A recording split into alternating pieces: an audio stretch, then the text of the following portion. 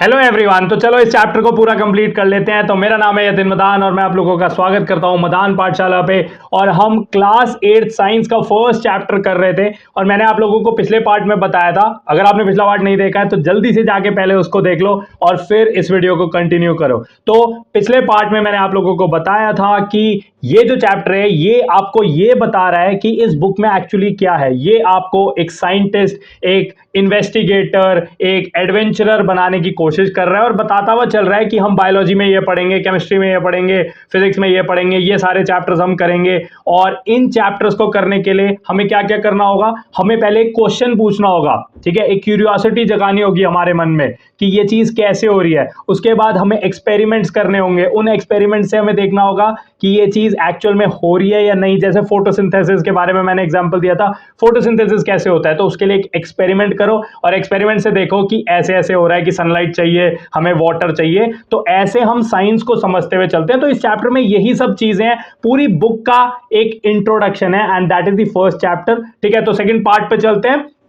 तो पिछले पार्ट में मैंने आप लोगों को बताया था कि हम क्या करते हैं, मून को देखते हैं और मून से हम एक कैलेंडर बनाते हैं और उस कैलेंडर को हम फॉलो करते हैं और उससे हम डेट्स का, फेस्टिवल, जैसे बहुत सारे ऐसे फेस्टिवल्स होते हैं जो मून के हिसाब से आते हैं, तो उसके लिए हम लूनर कैलेंडर फॉलो करते हैं। जैसे ईद एक ऐसा फेस्टिवल है। सो अब इस जर्नी में हम आगे चलते हैं, but it's not just calendars or the movements of the sun and moon that are linked, ठीक है। तो ऐसा नहीं है कि सिर्फ सन और मून की जो मूवमेंट है अर्थ के साथ वो लिंक्ड है, अर्थ के ऊपर भी कुछ ऐसी चीजें हैं जो आपस में लिंक्ड है, जैसे कि लिविंग ऑर्गेनिजम्स और नॉन लिविंग थिंग्स, ये आपस में लिंक्ड है। कैसे लिंक्ड है, हमें जीने के लिए, सांस लेने के लिए क्या चाहिए, हवा चाहिए। तो हवा तो लिविंग नहीं है ना, तो हमारा हवा के साथ एक रिलेशन है। या फिर प्लांट्स को सॉइल चाहिए तो प्लांट्स का सॉइल के साथ एक रिलेशन है, प्लांट्स को सनलाइट चाहिए तो उनके साथ एक रिलेशन है।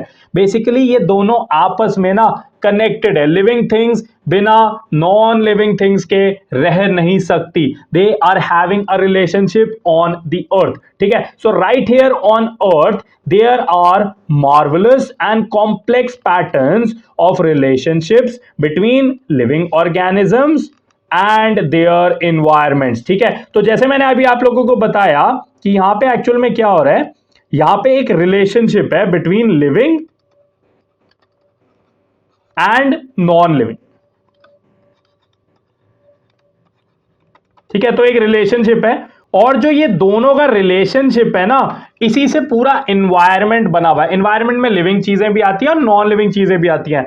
Every living being from tiniest insect to the largest whale, from blades of grasses to tall trees, depends on and responds to air, water, sunlight and other organisms around them, forming the ecosystems that support life on our planet, ठीक है। तो इस line का मतलब क्या है कि छोटे से छोटा ऑर्गेनिज्म, जैसे इंसेक्ट की बात करें, छोटे से छोटा कीड़ा मकोड़ा, वो भी रिलेटेड है to the air, to the water, ठीक है, उसका उसके साथ भी रिलेशन है। और बड़ी सी वेल का भी वाटर के साथ रिलेशन है, एयर के साथ रिलेशन है, ठीक है, सनलाइट के साथ रिलेशन है। छोटा सा प्लांट, जैसे ग्रासेस की बात की है, छोटा सा ग्रास का एक मतलब एक ब्लेड भी कनेक्टेड है to the non living things, और ऐसे बड़े बड़े ट्रीज भी रिलेटेड है to the non living things. तो इसको हम क्या बोलते हैं, इसको हम इकोसिस्टम बोलते हैं। और इस इकोसिस्टम के बारे में ना हम बात करेंगे इन दिस बुक,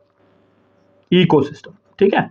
तो इसके बारे में बात करेंगे कि ये इकोसिस्टम होता क्या है। बेसिक आइडिया मैंने आपको दे दिया। इसमें लिविंग थिंग्स और नॉन लिविंग थिंग्स दोनों आती हैं और दोनों का आपस में एक रिलेशन होता है। और अर्थ एक बहुत अच्छी जगह है जहां पे आपकी लिविंग थिंग्स और नॉन लिविंग थिंग्स दोनों एक साथ प्रेजेंट है और दोनों एक दूसरे को सपोर्ट कर रही हैं, ठीक है। तो कुछ इमेजेस हमें दिखती हैं इस वाले पेज पे। तो जब भी आप मेरी क्लास में आओ, ठीक है, इस वीडियो को देखो या कोई भी आप वीडियो देखो, तो हम क्या कर रहे हैं, हम एनसीईआरटी को फॉलो कर रहे हैं। तो आप लोग एनसीईआरटी को देखते हुए चलो, साथ में एनसीईआरटी लेके बैठो और देखते हुए चलो कि हम क्या कर रहे हैं एक्चुअली, ठीक है। तो यहाँ पे कैलेंडर दिया हुआ है, कैलेंडर के बारे में मैंने पिछले पार्ट में समझाया था, तो उसमें जाके देख लेना। इसमें आपको बहुत सारी लिविंग थिंग्स दिख रही हैं, जैसे एक डक दिख रही है, एक फ्रॉग है, यहाँ पे हमारे पास एक टॉर्टोइज है, ठीक है।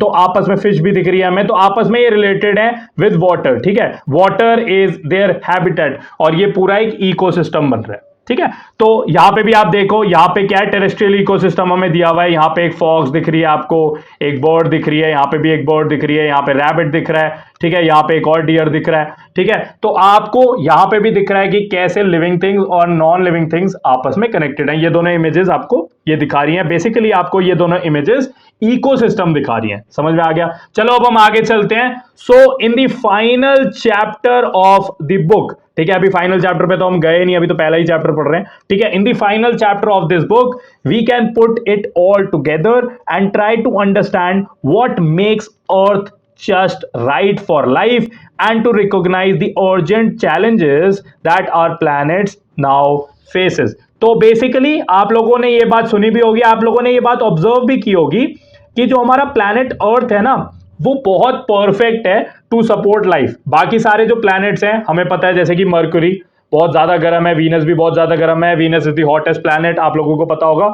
और जो है वो हमारा हैबिटेबल जोन में है, ठीक है। हैबिटेबल जोन का मतलब क्या है? अर्थ पे जो पानी है ना, वो किस फॉर्म में है? वो लिक्विड फॉर्म में, ना ही वो गैस फॉर्म में, ना ही वो सॉलिड फॉर्म में, क्योंकि मरकरी और वीनस पे तो हमें पानी मिलता ही नहीं है। अगर मिलेगा भी तो टेम्परेचर इतना हाई है कि वो गैस बन के, वेपर बन के उड़ जाएगा। और ऐसे ही जुपिटर, सैटर्न, यूरेनस, नेपट्टून ये सन से काफी ज्यादा दूर है, तो ये हैबिटेबल जोन नहीं है। बट हमारा अर्थ और एक मार्स, ये दो हमारे हैबिटेबल जोन में आते हैं। बट अर्थ पे और भी ऐसी कंडीशंस है, जैसे अर्थ के पास एक एटमॉस्फेयर है, मार्स में एटमॉस्फेयर नहीं है। एटमॉस्फेयर सबको पता होगा, जो एयर है हमारे अराउंड, ठीक है। तो अब हम आगे चलते हैं। तो अर्थ एक बहुत परफेक्ट प्लैनेट है जो सपोर्ट करता है लाइफ को, बट हमारी कुछ ऐसी चीजें हैं, हम ह्यूमंस हैं, हम अर्थ को डिस्ट्रॉय करने पे तुले हुए हैं।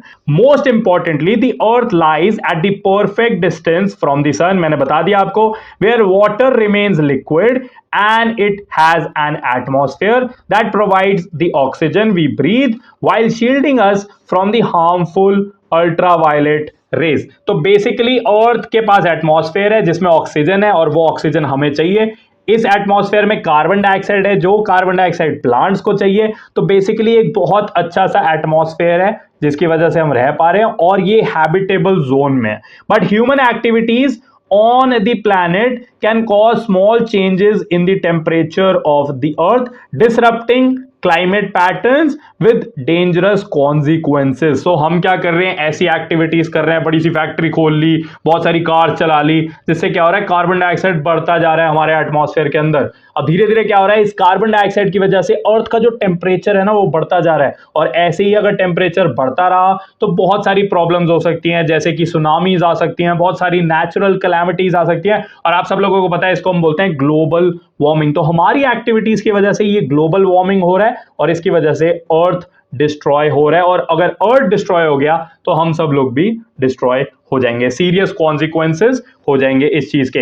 एक और चीज की है, हमें हार्मफुल यूवी रेज से भी बचा रहा है। हार्मफुल यूवी रेज यहां पे देखो लिखा हुआ है, हार्मफुल अल्ट्रावायलेट रेज से भी हमें बचा रहा है, क्योंकि अर्थ के अराउंड एक लेयर है जिसको हम ओजोन बोलते हैं, शायद आप लोगों ने सुना होगा। तो ओजोन क्या करता है कि हमें अल्ट्रावायलेट रेज से बचाता है। इसके बारे में भी हम पढ़ेंगे, डोंट वरी अबाउट इट। सो अगर आपने पिछला पार्ट नहीं देखा था ना, तो मैं आपको दोबारा से बता दूं कि इसमें ना, इस चैप्टर में आपको बेसिकली आंसर्स फाइंड आउट नहीं करना है, बस ये एक इंट्रोडक्शन है, सुनते हुए चलो, और आपको इसके आंसर्स ना जब चैप्टर्स पढ़ेंगे तो मिल जाएगा। जैसे our home earth a unique life sustaining planet, ये हमारा लास्ट चैप्टर है, बुक का लास्ट चैप्टर है, तो इसमें ये सारी चीजें हम डीपली डिस्कस करेंगे, तो अभी टेंशन लेने की ज्यादा जरूरत नहीं है, ठीक है। तो आप लास्ट वाले जो चैप्टर है उसमें देखोगे ये सारी चीजें जो मैंने आपको बताई, जैसे कि यहां पे लिखा हुआ है in the final chapter of the book, ठीक है। तो ये इसका नाम है। अब हम आगे चलते हैं। At the heart of both the problem and any possible solution is us, ठीक है। तो प्रॉब्लम भी हम, समाधान भी हम, सॉल्यूशन भी हम, प्रॉब्लम भी हम, दोनों चीजें हम हैं, ठीक है। तो हम ही सॉल्व कर सकते हैं ये जो प्रॉब्लम हो रही है। जैसे मैंने आप लोगों को बताया, इमेज में आपको दिख रहा है कि अर्थ बहुत ज्यादा गर्म होता जा रहा है, ग्लोबल वार्मिंग बढ़ती जा रही है, तो इसका समाधान भी हम ही है। We are the ones influencing Earth's climate, but we are also the ones who can and must use science to understand these changes and guide our actions. So basically हमें अगर नॉलेज मिलेगी, जैसे मैंने आपको बताया कार्बन डाइऑक्साइड बढ़ रहा है और उससे अर्थ का एटमॉस्फेयर गर्म होता जा रहा है, अब ये नॉलेज आपको मिल गई तो क्या पता आप में से कोई ऐसा निकल जाए जो इस प्रॉब्लम को सॉल्व करने की कोशिश करे या फिर इस प्रॉब्लम को कम करने की कोशिश करे। तो हमें क्या यूज करना पड़ेगा, हमें साइंस का यूज करना पड़ेगा। The same scientific principles that we have guided our journey through the middle stages, observing, measuring, experimenting। देखो हम कितनी आगे आ गए हैं इस जर्नी में। अगर हम स्टार्टिंग की बात करें तो हम क्या करते थे, आग जलाते थे, वो भी बहुत टाइम बाद जलना स्टार्ट हुई, आग जलाते थे और खाना उसमें पकाते थे और उसके अराउंड नाचते थे, है ना, अगर हम पहले की जनरेशन की बात करें। बट उससे हम कितना आगे आ गए हैं, अब हमारे पास मोबाइल फोन्स है, अब हमारे पास इंटरनेट है और क्या क्या चीजें अब हमारे पास हैं, अब हमारे पास एआई भी आ चुका है। तो इतनी सारी चीजें कैसे आई हैं, बिकॉज ऑफ साइंस, क्योंकि किसी ने सोचा, किसी ने ऑब्जर्व किया, किसी ने मेजर किया, किसी ने एक्सपेरिमेंट किया, उसकी वजह से पता लगा और उसकी वजह से हम इतनी आगे आ गए इस जर्नी में। So these three things will be की इन helping us protect the delicate balance on which life depends। so यही सारी चीजें हमें फ्यूचर में भी हेल्प करेंगी और हमारे अर्थ को बचाने में ये सारी चीजें, मतलब बेसिकली जो साइंस है वो हेल्प करेगी अगर हम उसको अच्छी तरीके से यूज करें तो।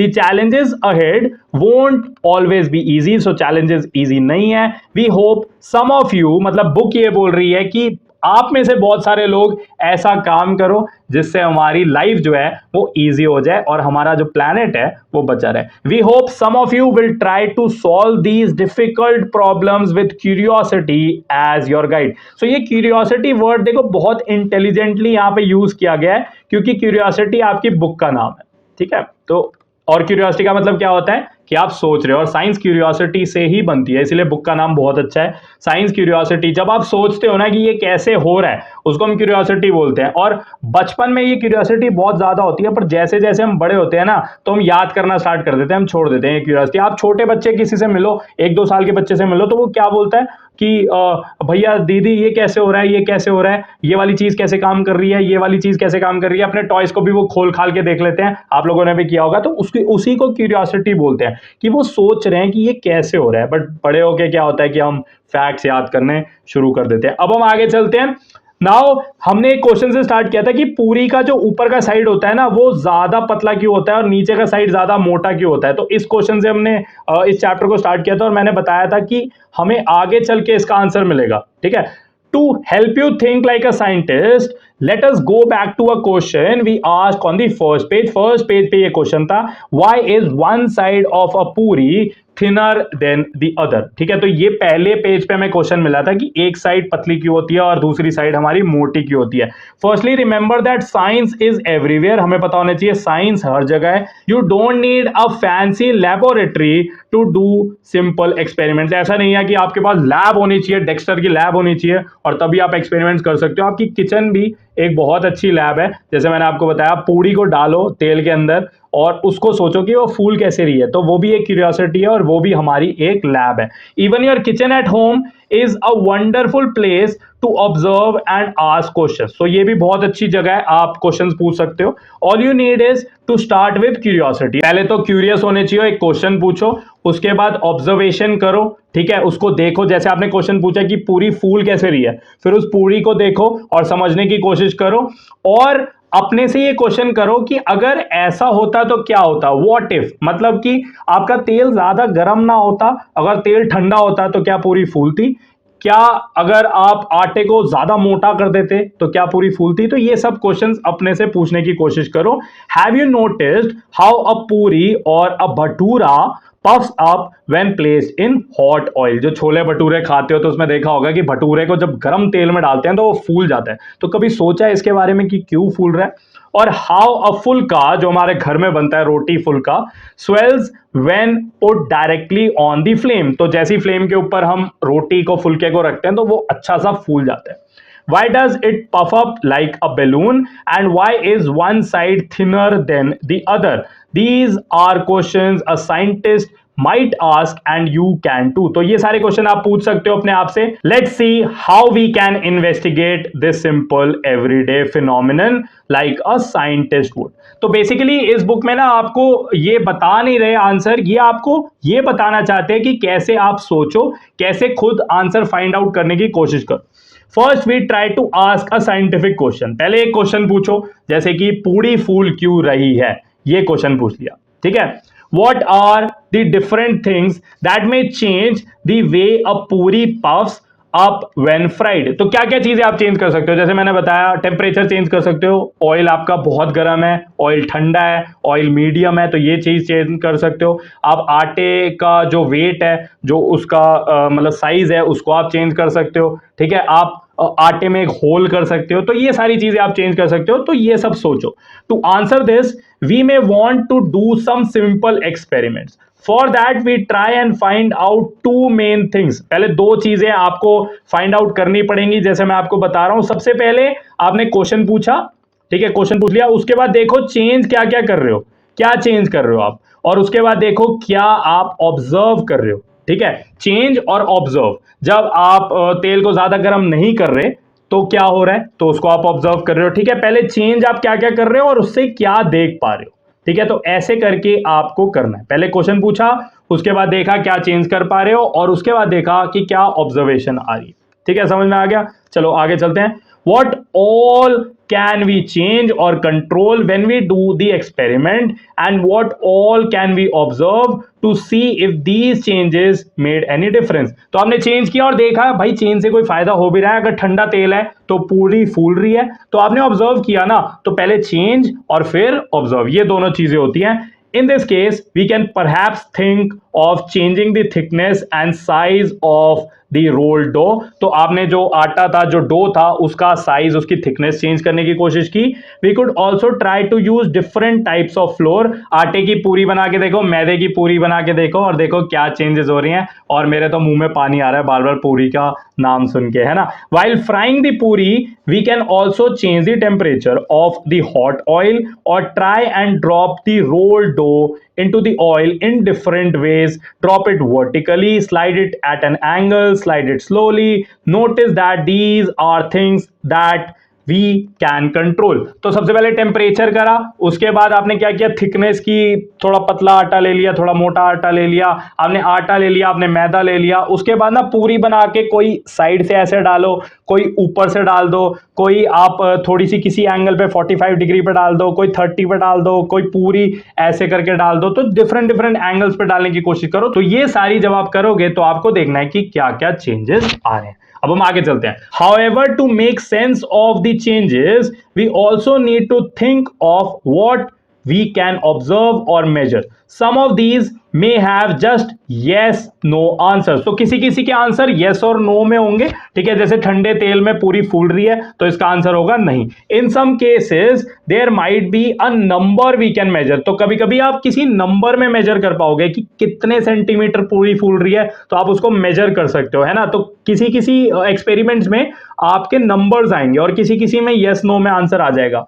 Maybe we can start by checking whether पूरी puffs up. तो जैसे कि मैंने बताया इसका आंसर yes no में आ जाएगा, पूरी फूल रही है कि नहीं. और we can measure the time it takes to puff up. तो आप मेजर कर सकते हो सेकेंड्स, आप मेजर कर सकते हो टेम्परेचर, आप मेजर कर सकते हो कितनी पूरी फूल रही है. We can check whether a very thick layer of dough still gives a thin side to the पूरी. अगर बहुत मोटा आप डो ले रहे हो तो क्या पूरी वैसे ही फूल रही है, उसकी एक साइड पतली है, एक साइड मोटी है. ठीक है. Further while doing such experiments it is better to change only one thing at a time. तो बेस्ट ये होता है कि आप एक चीज को चेंज करो. पहले टेम्परेचर पे पूरा फोकस कर लो, फिर उसके बाद उसकी थिकनेस पे फोकस कर लो.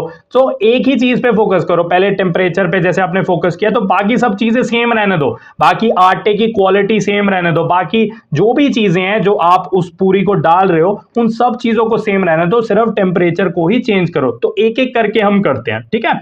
while keeping the other conditions same. For example, if you wanted to see the effect of boiling hot and not very hot oil, we would, आगे चलते हैं, use circles of dough of the same thickness. तो जैसे कि अगर आपको oil के बारे में देखना है तो आप डो को सेम रखोगे, बस ऑयल का जो टेम्परेचर है उसको चेंज करते रहोगे, and drop them in the same way. तो आप फेंकोगे भी उसको सेम वे में और टेम्परेचर भी आप सेम ही रखोगे। It is also a good idea to keep notes of everything. तो नोट्स बनाते हुए चलो, that you see and sense when doing an experiment. Did the oil splatter, smell or smoke? तो ऑयल को आप देख सकते हो कि ऑयल आपका फैल रहा है, ऑयल में से स्मेल आ रही है, या ऑयल में से आपका स्मोक निकल रहा है जब आप उसको डाल रहे हो, ठीक है। And after doing one round of experiments you may think of more questions. फिर आपको लगेगा कि यार और क्वेश्चंस हमारे दिमाग में आ रहे हैं। साइंस एक क्वेश्चन से स्टार्ट होती है और जब आप उसको एक को सॉल्व करने की कोशिश करते हो ना तो आपको अलग अलग क्वेश्चंस दिमाग में आते हैं। Do puris puff better when made fresh और फ्रॉम स्टोर डो? तो आप ये भी सोच सकते हो कि अगर आप आटे को फ्रेश गूंदते हो और फिर पूरी बनाते हो या फिर उसको फ्रिज में से निकाल के बनाते हो तो किसमें पूरी ज्यादा फूलती है? तो ये क्वेश्चन भी आ सकता है। What happens if I prick a hole in the puri before frying? तो आपका खुराफाती दिमाग भी जाग सकता है कि उसमें डो में छेद कर दो और फिर उसको फ्राई करो, है ना। This is exactly how all scientific experiments from a simple to the most complicated are done. This is the idea of systematic investigation. तो ऐसे होती है सिस्टमैटिक जो आपकी इन्वेस्टिगेशन है। एक क्वेश्चन आया, उसको फाइंड आउट किया, दूसरे आ गए, फिर उनको फाइंड आउट किया, और ऐसी ही साइंस की जर्नी हमारी चलती रहती है। And just so you know, even the simple everyday observation of a puri swelling is not really completely understood by scientists today. तो आज तक ये चीज भी कोई साइंटिस्ट अच्छे से फाइंड आउट नहीं कर पाया कि पूरी एक्चुअल में कैसे फूलती है। तो इसी वजह से छोटी छोटी चीजें भी कभी कभी साइंटिस्ट के नाक में दम कर देती है। So, whether it is the swelling of a puri or the shrinking bright part of the moon after Purnima, let our careful observations guide you along your explorations into the investigative world of science. Happy investigating. तो हमेशा investigate करते रहो, चाहे वो पूरी के बारे में बात हो, चाहे वो मून के फेजेस के बारे में बात हो, कि मैंने आपको पिछले पार्ट में बता दिया था कि मून के फेजेस चेंज होते रहते हैं। कभी आपको पूरा मून दिखता है, कभी छोटा सा पार्ट दिखता है, कभी हाफ दिखता है और कभी मून गायब हो जाता है। चाहे वो वाला क्वेश्चन हो, चाहे पूरी का क्वेश्चन हो, चाहे आपका फोटोसिंथेसिस का क्वेश्चन हो, कोई भी क्वेश्चन हो तो उसको सोचते रहो, एक्सपेरिमेंट्स करते रहो और साइंटिस्ट बनते रहो and keep investigating, keep exploring. ठीक है, तो ये चैप्टर यहां पे खत्म होता है। सो इनके आंसर्स आपको देने की जरूरत नहीं है कि डो में छेद कर दोगे तो क्या होगा, ये आपसे कोई नहीं पूछ रहा है। ये चैप्टर इस बारे में है कि कैसे हम साइंस को यूज करते हैं। बेसिकली इस चैप्टर को ना इंट्रोडक्शन की तरह लेना, जैसे जैसे हम इस जर्नी में आगे चलेंगे ना तो आपको समझ आता रहेगा कि ये सारी चीजें कैसे हो रही हैं। ठीक है, तो इस चैप्टर को अच्छे से एक बार सुन लो और आपका काम जो है वो खत्म हो जाएगा। पार्ट 1 भी देख लेना। अगर कोई छोटा भाई बहन है तो 7th की भी सीरीज हमारी साथ में चल रही है, तो आप रिकमेंड कर सकते हो। और मैं शॉर्ट्स भी डालता रहता हूं जिससे आपकी जनरल क्यूरियोसिटी सॉल्व होती रहे, क्योंकि I want you to be curious और यही हमारी एनसीईआरटी भी चाहती है। Bye bye everyone, my name is Yatin Madan and I am signing off. Bye bye and take care.